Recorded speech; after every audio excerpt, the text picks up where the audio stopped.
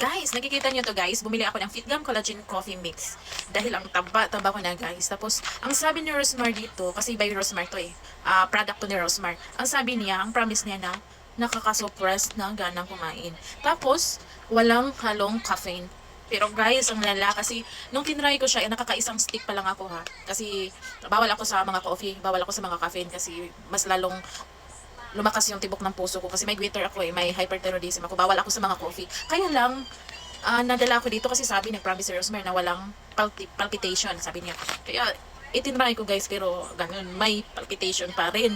Tapos, mas lalo akong gumanang kumain guys, humihilab yung tiyan ko. Iwan ko lang sa iba, no? Kasi, paiba-iba yung effect eh. Para sa akin lang guys. At, tsaka sa asawa ko, ganun din kasi nag-try siya ng isang stick. Ganun din yung sa kanya, mas lalong gumana yung kain niya. Ewan ko lang ha, pero try nyo to guys. Try nyo to, baka hiyang kayo. Baka hiyang-hiyang to eh. Thank you, bye-bye.